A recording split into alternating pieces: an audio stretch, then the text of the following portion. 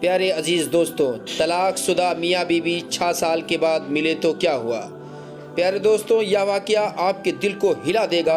Video को आपसे गुजारिश है कि पूरा देखें। दोस्तों, समीर नाम का एक शख्स ट्रेन की जनरल बोगी में बर्थ सीट पर सोया हुआ था। गाड़ी रुककर वापस चली तो अचानक उसकी नज़र अपनी तलाकशुदा पत्नी सीमा पर पड़ी। पता नहीं कब वह उसके सामने वाली सीट पर आकर बैठ गई थी। 6 साल बाद वह उसे देख रहा था। वह बहुत कमज़ोर हो गई थी। उसने पुराने कपड़े पहने थे, एकदम सादा लिबास में थी।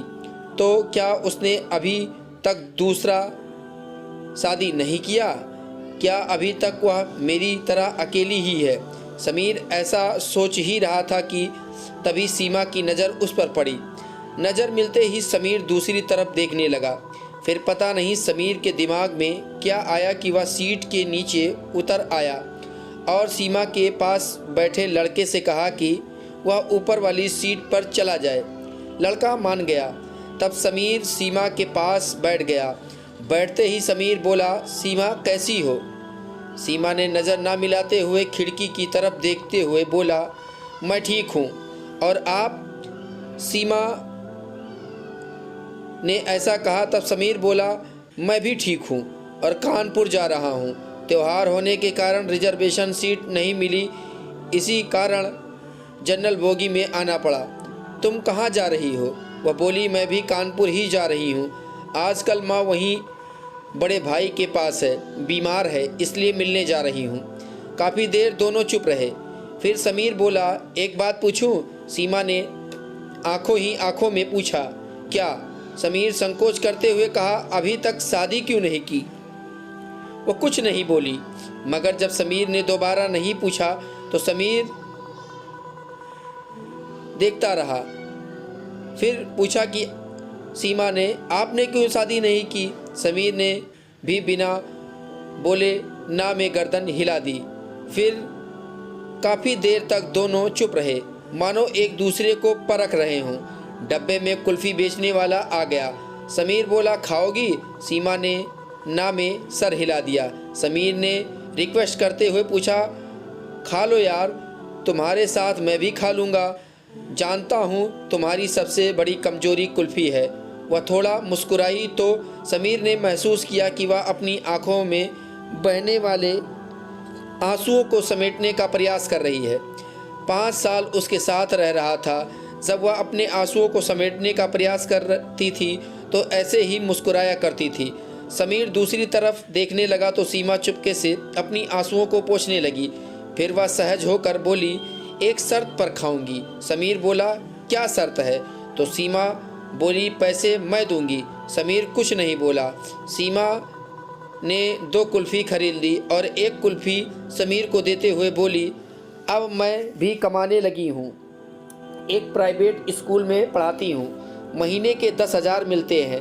कुल्फ़ी खाते हुए समीर बोला, तलाक के समय कोर्ट के आदेश पर मैं तुम्हें 3 लाख दे रहा था। अगर ले लेती तो अपना स्कूल खोल लेती, जबकि तुम बहुत स्वाभिमानी हो। इस ज़माने में पैसों के बिना कुछ नहीं होता। वह हंसकर बोली, अगर ले लेती तो अपने ज़मीर को क्या जवाब देती?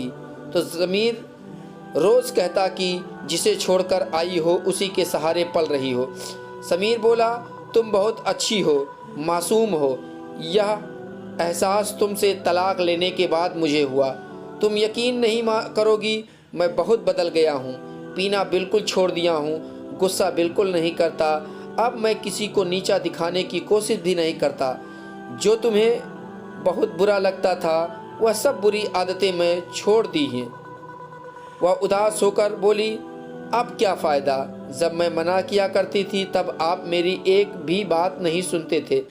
आपके कारण मैं हमेशा टेंशन में रहती थी। इसी कारण मुझे 2 बार एबॉर्शन भी हुआ, वरना आज मेरे 2 बच्चे होते। एक 8 साल का हो गया होता और दूसरा 6 साल का होता। कहकर वह रो पड़ी। बच्चों की बात पता चली तो समीर की भी आंखों में आंसू आ गए, लेकिन वह आदमी था तो आंसुओं को पलकों तक पहुंचने से पहले ही पी गया और बोला, कभी कभी लगता है मैं बहुत बुरा आदमी हूँ। मैंने कभी रिश्तों की कदर नहीं की, उसी की सज़ा झेल रहा हूँ। आज बिल्कुल अकेला हो गया हूँ। अब माँ भी नहीं रही। माँ के ना होने पर सीमा को बड़ा दुख हुआ और बोली, माँ को भली चंगी छोड़कर आई थी, उनको क्या हो गया था। इस बार समीर भावुकतावश अपने आंसुओं को नहीं रोक पाया और बोला, वह तुम्हें हर दिन याद करती थी, बोलती थी बहू को वापस घर ले आओ। मैं उन्हें कैसे समझाता कि तलाक के बाद बहुएं घर वापस नहीं आती। फिर दोनों के बीच चुप्पी छा गई थी। कानपुर आ गया था, स्टेशन आने वाला था। समीर बोला, वापस कब आओगी। सीमा बोली, आज रात यहीं रुकूंगी, कल की फला ट्रेन से वापस आऊंगी। फिर वह खड़ी हो गई। समीर भी खड़ा हो गया और पूछा, कितने बजे वाली ट्रेन से वापस आओगी। सीमा बोली, हम गरीब लोग हैं, रिजर्वेशन नहीं करा पाते हैं, जनरल डिब्बे में सफ़र करते हैं, इसलिए जो भी ट्रेन मिलती है टिकट लेकर चढ़ जाते हैं। इतना कहकर वह नीचे उतर गई। समीर अपना सूटकेस संभालता हुआ उसके पीछे लपका और बोला, अगर मैं रिजर्वेशन करा दूं तो टिकट ले लो तुम। मुझे पता है कि तुम मेरे साथ नहीं चलोगी, लेकिन मैं तुम्हारे साथ सफ़र करना चाहता हूँ। जनरल में ही चल लूँगा। बताओ कितने बजे यहाँ मिलोगी। सीमा ऑटो में बैठते हुए बोली, 9 बजे यहाँ मिलूँगी। फिर उसको देखते देखते दोनों आंखों से ओझल हो गए। समीर कानपुर में 2 दिन के लिए आया था, मगर सीमा का साथ पाने के लिए उसने अपना शेड्यूल बदल लिया।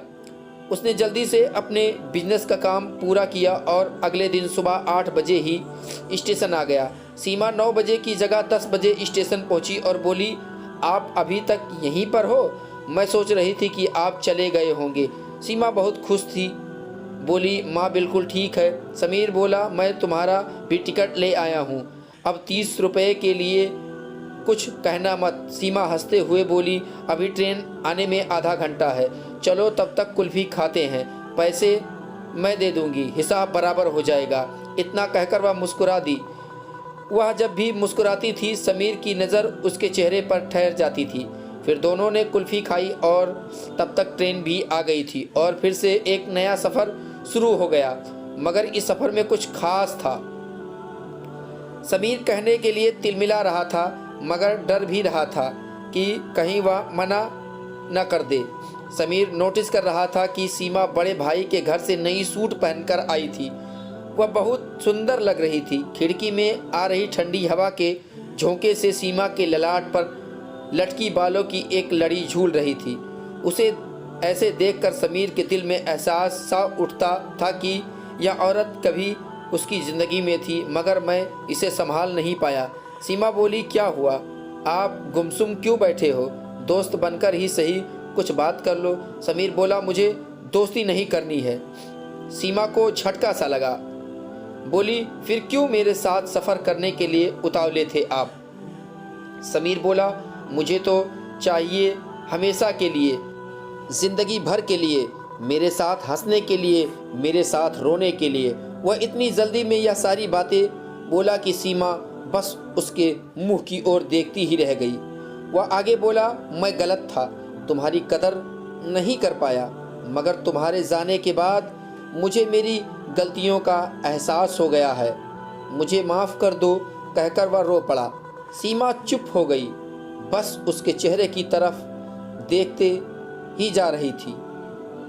समीर उसके दोनों हाथ पकड़कर बोला, मुझे माफ़ कर दो यार, मैं वादा करता हूँ कि अब कभी भी तुम्हारे आंसुओं की वजह नहीं बनूंगा, जो तू कहेगी वही करूँगा, प्लीज़ लौट आओ। सीमा ने माथे पर साड़ी थोड़ी सी पीछे सरकाई और बोली, इधर देखो ज़रा। समीर ने देखा कि सीमा की मांग भरी हुई थी। वह बोली, मैं जानती थी आप यही सब करोगे। मैंने कल ही सोच लिया था कि अब अकेले चलने के दिन ख़त्म हो गए हैं।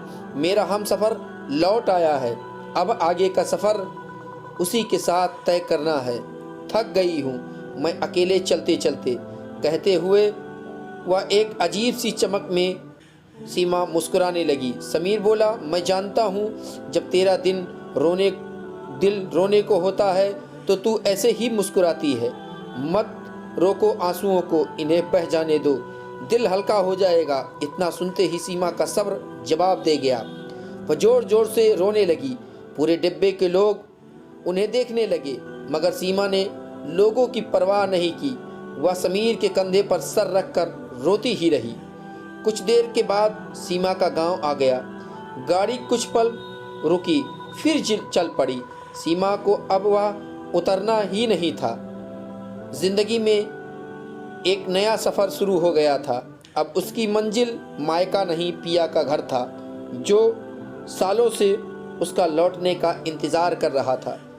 अब वह भी समीर के कंधे पर सर रखी थी, आंखें बंद कर मंद मंद मुस्कुरा रही थी और समीर के साथ अपने ससुराल चल पड़ी। प्यारे दोस्तों, कहानी कैसी लगी? कहानी अगर आपको अच्छी लगी हो तो वीडियो को लाइक करें, दोस्तों को शेयर करें, चैनल को भी सब्सक्राइब ज़रूर कर दें। मिलेंगे अगले वीडियो में, तब तक के लिए खुदा हाफिज़।